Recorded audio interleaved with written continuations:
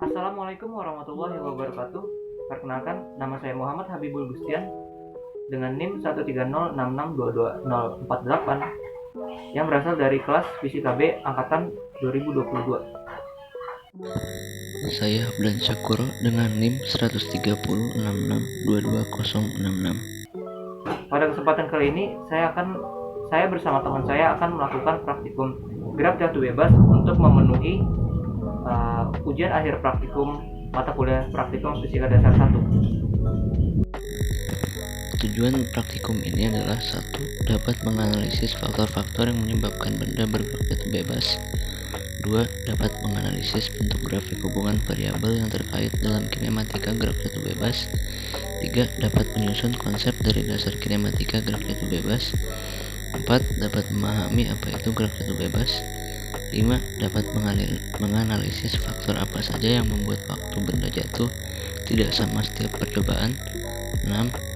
Dapat menentukan percepatan gravitasi bola pada gerak jatuh bebas. Teori gerak jatuh bebas. Sebuah benda dikatakan bergerak jika posisi benda tersebut mengalami perubahan terhadap benda lain sekitarnya. Gerak merupakan perubahan kedudukan atau posisi sebuah benda terhadap suatu titik acuan tertentu. Jika sebuah benda bergerak lurus dengan kecepatan konstan, maka H sama dengan dv per dt sama dengan 0 per dt sama dengan 0. Artinya tidak ada percepatan, atau dengan kata lain benda tersebut mengalami gerak lurus beraturan. Sebuah benda dikatakan bergerak jika posisi tersebut mengalami perubahan terhadap benda lain sekitarnya. Gerak jatuh bebas merupakan benda yang bergerak bebas di bawah pengaruh gravitasi saja. Benda dijatuhkan tanpa kecepatan awal dalam kurung V0 sama dengan 0 dan percepatan gerak diberikan oleh percepatan gravitasi. Maka hubungan antara waktu yang dibutuhkan benda untuk sampai dasar dari suatu ketinggian H adalah H sama dengan setengah gt kuadrat.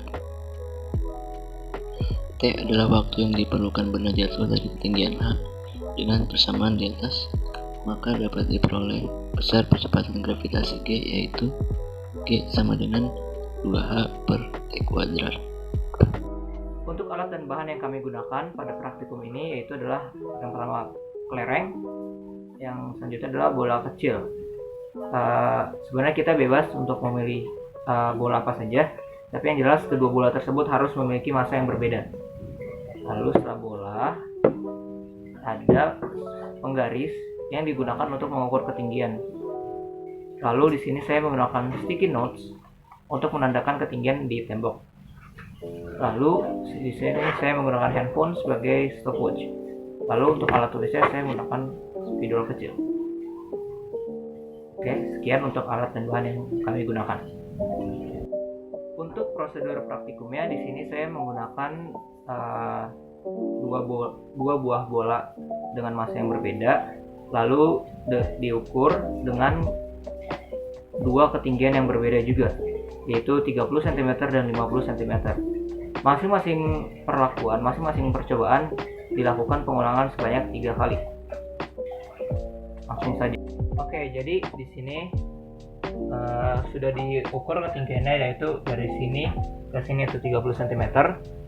Lalu yang dari sini ke sini ada 50 cm. Jadi nanti kita tinggal menjatuhkan bola, lalu menghitung waktu yang dibutuhkan untuk bola tersebut, baik bola kecil maupun kelereng tadi, untuk jatuh menyentuh permukaan. Jadi yang dihitung adalah waktunya sebanyak 3 kali pengulangan. Oke, jadi dimulai dari ketinggian 30 cm terlebih dahulu, yaitu dari ketinggian ini. Kita siapkan stopwatch. Stopwatchnya. Pertama yang kelereng terlebih dahulu kita jatuhkan dengan kecepatan 0.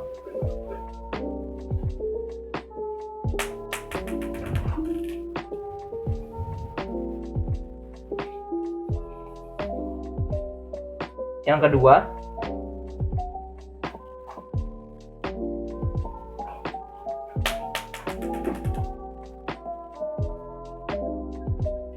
jangan lupa dicatat di data pengamatan yang akan kita gunakan.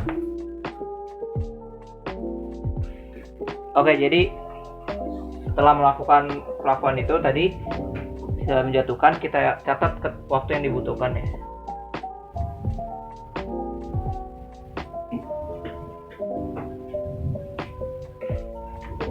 Lalu karena tadi sudah yang kedua kalinya, sekarang kita hitung untuk pengulangan yang ketiga, yaitu yang masih bola kelereng.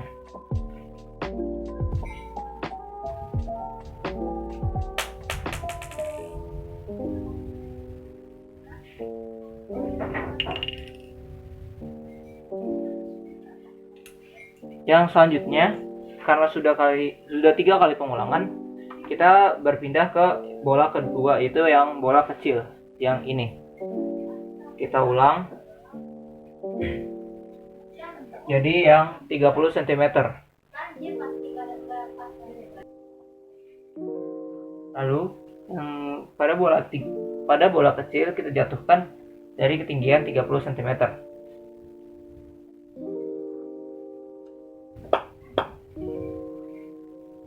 Lalu kita catat pengulangan yang kedua.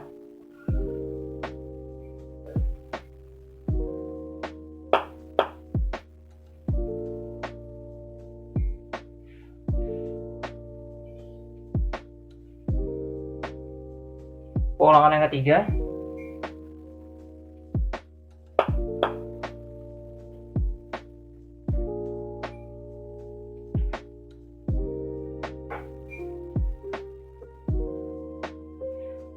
Oke, jadi setelah kita memperoleh data di jatuh waktu yang dibutuhkan untuk kedua bola tersebut jatuh dari ketinggian 30 cm dengan 3 kali pengulangan, maka selanjutnya kita akan melakukan perlakuan yang sama untuk pada ketinggian 50 cm. Ini langsung saja dari kelereng terlebih dahulu.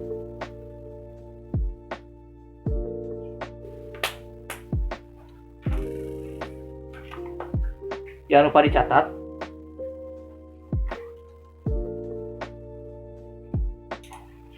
Lakukan pengulangan yang kedua.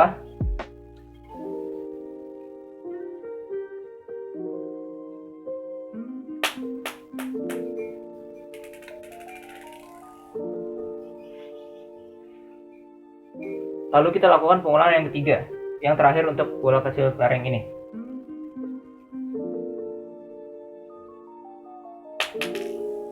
Oke, jadi karena tadi kelereng sudah pada ketinggian 50 cm sudah selesai, lalu kita beralih ke bola yang kecil.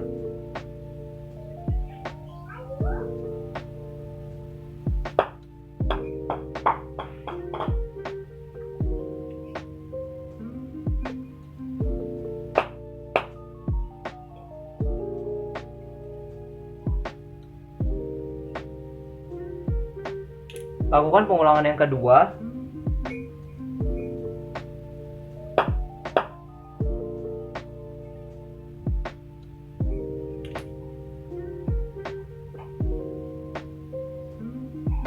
Lalu lakukan pengulangan yang ketiga atau yang terakhir.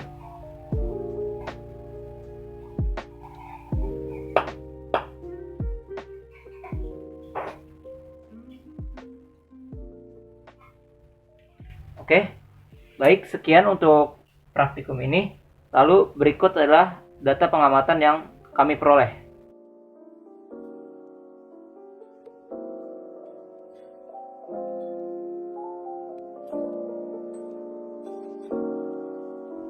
Jadi, berdasarkan data pengamatan yang kami peroleh dan berdasarkan rumus untuk menentukan nilai dari percepatan gravitasi, maka akan diperoleh nilai dari percepatan gravitasi yang akan selalu mendekati 9,8 meter per second kuadrat. Lalu saya akan menyampaikan kesimpulan yang kami peroleh pada praktikum ini, yaitu yang pertama adalah gerak jatuh bebas adalah gerak yang dialami oleh benda yang dijatuhkan dari ketinggian tertentu dengan tidak memiliki kecepatan awal atau kecepatan awal sama dengan 0. Lalu kesimpulan yang kedua yaitu adalah konstanta dari percepatan gravitasi yaitu adalah 9,8 meter per second kuadrat. Lalu kesimpulan yang ketiga, percepatan gravitasi dipengaruhi oleh ketinggian dengan hubungan percepatan gravitasi berbanding lurus dengan ketinggian benda. Lalu kesimpulan yang keempat, percepatan gravitasi juga dipengaruhi oleh waktu, yaitu dengan hubungan percepatan gravitasi berbanding terbalik dengan kuadrat waktu yang ditempuh. Lalu yang kelima, massa tidak berpengaruh dalam menentukan nilai percepatan gravitasi. Oke baik, sekian praktikum dari kami. Kurang lebihnya mohon maaf. Terima kasih atas perhatiannya. Semoga dapat bermanfaat bagi yang menonton dan menyaksikan. Mohon maaf bila terdapat kesalahan. Sekian dan terima kasih. Wassalamualaikum warahmatullahi wabarakatuh.